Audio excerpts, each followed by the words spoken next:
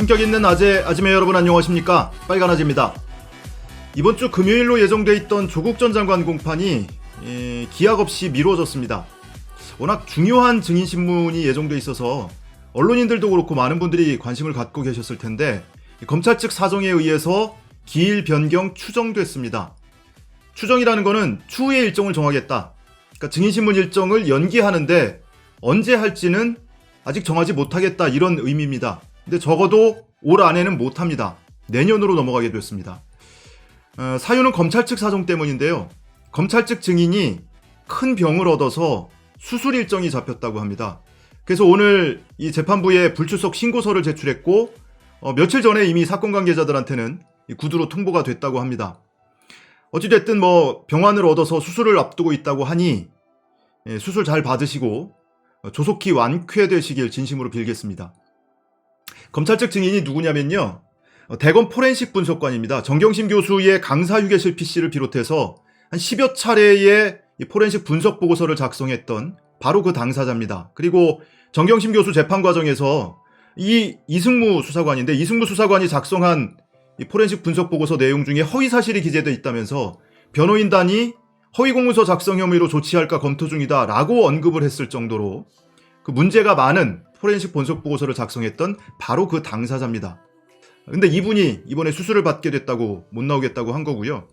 그리고 반면에 피고인 측 증인도 한 명이 예정돼 있었는데 변호인단을 도와서 포렌식을 했던 박지훈 대북캐스트 대표입니다. IT 전문가죠. 그런데 이 박지훈 대표의 증인 채택을 검찰이 극구 반대를 했었습니다. 무익하고 무용한 절차다라면서 안 돼, 저 사람 증인으로 부를 필요가 없는 거예요 라고 극구 반대를 했었는데 결과적으로는 재판부에서 둘 다 증인 채택을 한 거죠.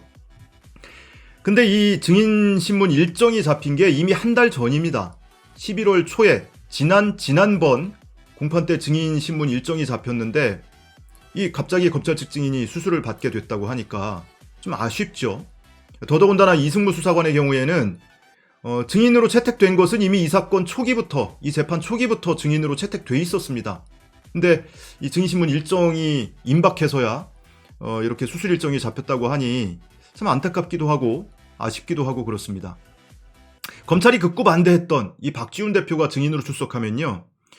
적어도 이 양측의 전문가가 출석하는 겁니다. 그러면 검사나 변호인이나 재판부나 다 IT 전문가들은 아니잖아요. 그러니까 이 의견서를 양측 전문가 의견서를 내고 법정에서 공방을 벌이는데 한마디 두마디 공방을 주고받다가 결국에는 결론을 못 내고 그냥 재판부 판단에 맡기게 되는 겁니다. 그나마도 정경심 교수 항소심 재판부는 그중에 아주 중요한 사실관계에 대해서 판단을 하지 않고 넘어갔어요. 판결문에 판단하지 않겠다라고 적혀 있습니다. 그게 뭐냐면은 이 강사 휴게실 PC 핵심적인 증거가 발견된 이 강사 휴게실 PC의 사용 위치에 대해서 판단하지 않겠다. 이게 어떤 게 옳은지 모르겠다. 또는 자기가 유죄를 선고하려고 하는데 변호인 측 주장을 인용을 하자니 이게 양립할 수가 없거든요. 그러니까 이거는 제쳐두고 비켜간 겁니다. 그래서 이거는 판단하지 않고 유죄야 이랬던 거거든요.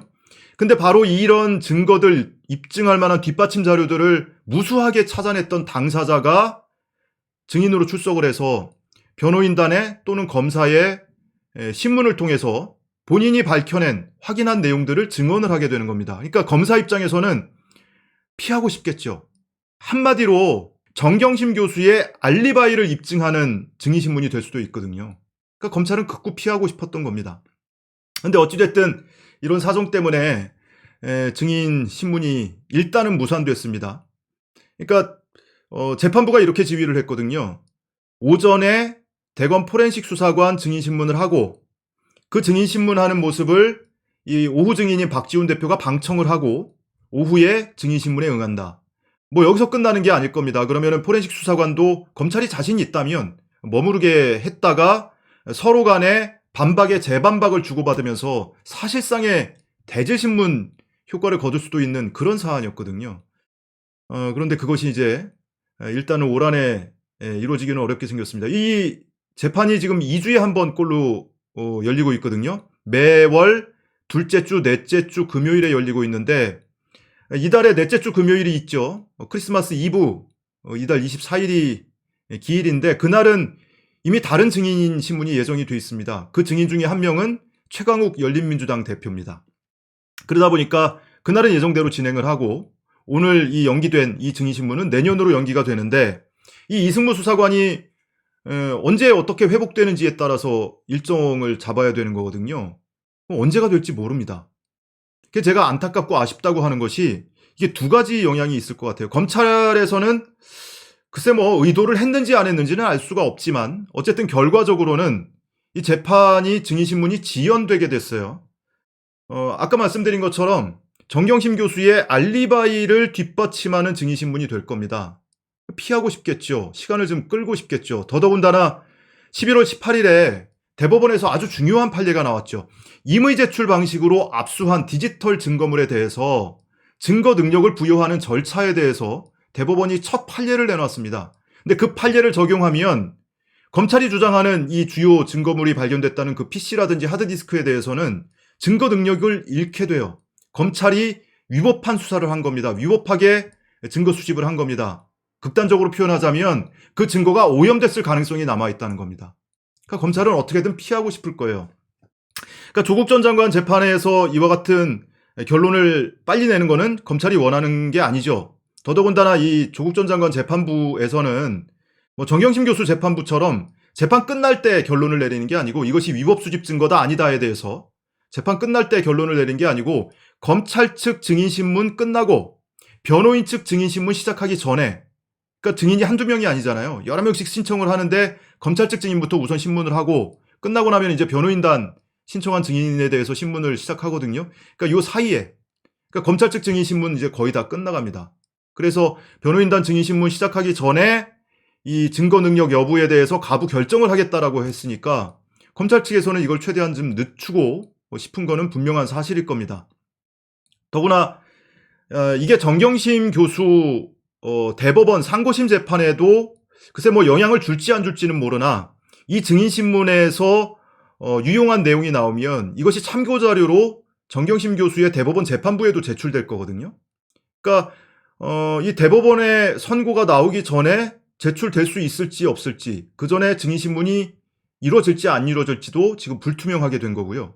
또 하나는 이 사건이 사실 대선하고도 연계가 돼 있지 않습니까? 만약에 이 재판을 통해서 그리고 더더군다나 정경심 교수의 대법원 판결을 통해서 검찰이 위법하게 수집한 증거다. 검찰이 수사를 위법하게 했다라는 게 확인이 되면 윤석열 전 검찰총장이 그 위법한 수사를 총지휘한 사람이 돼버리기 때문에 윤석열 전 총장에 대한 이 비판 여론이 커질 수밖에 없는 상황입니다. 그러니까 여러모로 보거나 검찰은 최대한 이거를 좀 늦추고 싶어 할 겁니다. 다만 앞서 말씀드린 바와 같이 그것을 의도했는지 안 했는지까지는 모르겠어요. 다시 한번 말씀드리지만 이승무 수사관께서 수술을 앞두고 있다고 하니까 수술을 잘 받으시고 조속한 시일 내에 완쾌되셔서 예정된 일정을 좀 빨리 소화할 수 있었으면 하는 개인적인 바람을 가져봅니다. 그리고 이달 1일에는 지난 1일에는 조국 전 장관의 민사소송 선고가 예정돼 있었습니다. 조국 전 장관과 딸이 조선일보 관계자 4명을 상대로 손해배상 청구 소송을 했었습니다. 그 선고 기일이 이달 1일에 잡혀 있었어요. 근데 이것도 돌연 추정, 같은 추정이 됐습니다.